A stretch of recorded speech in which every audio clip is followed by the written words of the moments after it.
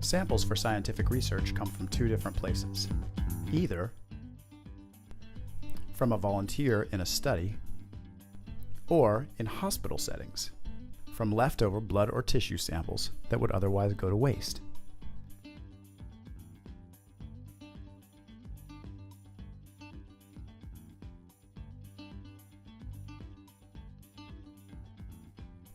The frozen sample is archived in a bank with many others.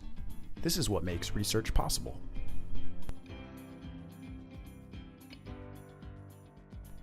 You may wonder what happens next to your sample on its journey. What will my specimen be used for? Who will have access to it?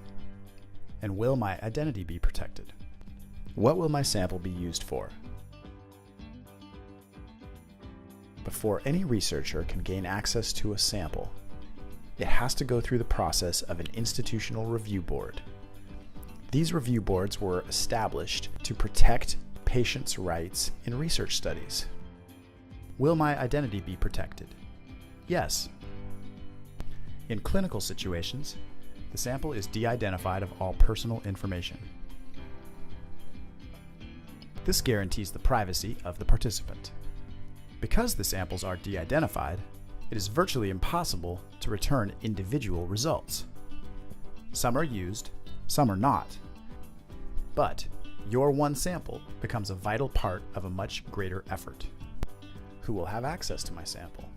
Once a researcher's application has met all the ethical standards, then they are granted access to the samples and a study can begin. Let's call this hypothetical study How Cells Respond to Anti-Cancer Agents. Sometimes the results of one study get published and merged into a second study.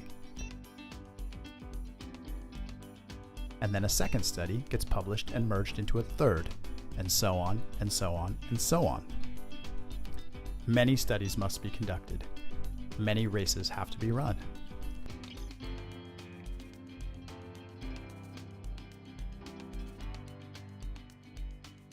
There is no research without samples. There is no progress or cures for disease without research.